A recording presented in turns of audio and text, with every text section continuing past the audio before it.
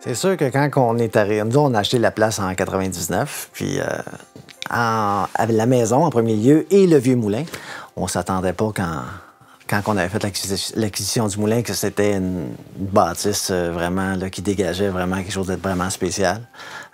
Après ça, bien, en faisant nos recherches un petit peu, on découvre que le moulin est là, un des derniers moulins de la région. Il reste le moulin bleu à Saint-Roch, eux autres, c'est de la farine. Mais dans la région, pour une région qui a emmené les gens dans le territoire ici, là, à l'époque. Fait que le dernier moulin spécial, on commence à regarder les ruines, ce qui restait, et wow, c'est fin 1700 et c'est encore existant, là. Mon grand-père, Rodolphe Grégoire, qui se trouvait le père de mon père, a acheté en janvier 1883. Depuis ce temps-là, ça a été mon père à moi, puis moi que j'ai pris la relève. Puis mon grand-père, moi, il était natif de Saint-Esprit. Puis c'était venu travailler à l'Épiphanie, puis il a appris son métier, puis il a acheté. Puis il a marié une demoiselle de l'Épiphanie. Quand il a acheté, lui, il y avait la machine à lin. Après ça, il faisait la moulée. Bien, dans ce temps-là, c'était juste moudre le grain des cultivateurs alentours. Puis le bois, c'était un peu pareil. Mais dans ce temps-là, il y avait du bois, beaucoup de bois. Fait qu'il y avait de l'ouvrage tout le temps. On est parti du mois de février jusqu'aux semences. Puis c'est ça qui... Puis pour le grain, c'était pareil. C'était le grain des cultivateurs. C'était pas des contrats. C'était un cultivateur bâtissait une grange. Il emmenait le bois l'hiver, puis au printemps, on le sciait. Oui, le bois était plus payant que la farine, que le moulin. Parce que les cultivateurs, dans ce temps-là, les cultivateurs, 5-6 vaches, puis une dizaine de vaches, c'était un gros cultivateur dans le temps. À ma souvenance, moi, quand papa moulait, c'était pas avec l'argent. Il y avait, je me rappelle plus comment il appelait ça. Là. Il appelait une trémue. Une trémue, là, puis il mesurait.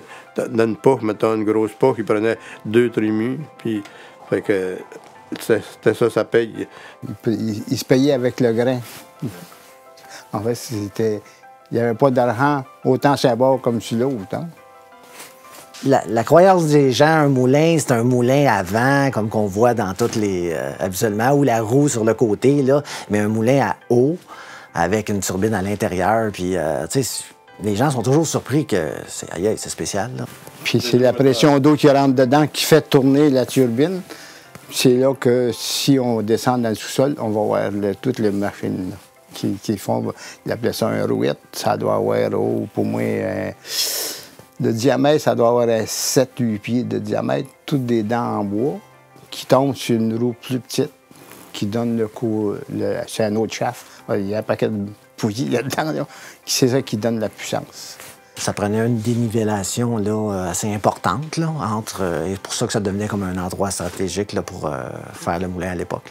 Fait que, il ouvrait des portes, il y avait un grand canal, et c'est là, dans le fond, c'est la pression d'eau du canal qui amenait l'eau au moulin et qui faisait fonctionner la turbine à ce moment-là. C'est ça, ça marche avec des courroies qui se transfèrent soit à la scie ou à la moulange. La plupart des maisons avaient rien qu'un petit sol de 4 pieds, là, mais nous autres, on a un sol vraiment, là, on se croirait dans une autre époque, les murs de pierre, les anciens, la turbine, le système du moulin, M. Grégoire qui parlait là, de la fameuse roue avec les dents de bois, puis tout est encore là. Fait que c'est encore impressionnant de dire, wow, tout a resté là. Fait qu'on a roulé nos branches, on a commencé à restaurer un peu la place pour y redonner une nouvelle vocation. Puis quand wow, la place est vraiment spéciale, on va essayer de... Et on avait déjà un magasin d'antiquités qui était à Terrebonne. Et on a décidé d'amener ça à la maison, profiter de la place de la maison, puis redonner vie au Moulin Grégoire. Là. Ça vous fait quoi de voir que ça vit toujours? Je n'aurais jamais pensé ça. Je n'aurais jamais pensé que ça reviendrait comme ça. Mais de voir que Robert a tout mis ça comme ça. Mais ça nous fait plaisir en même temps de revoir notre ancienne alma mater. Les anciens propriétaires ont toujours été les bienvenus. Dans le fond, c'est quasiment... c'est 100 ans de Grégoire là, qui a habité ici. Mais moi, je deviens comme émotif de les voir aller. C'est toujours le fun.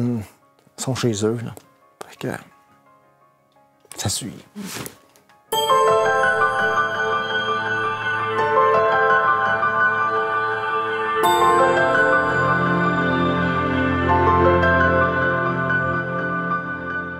La MRC de l'Assomption, un patrimoine à découvrir.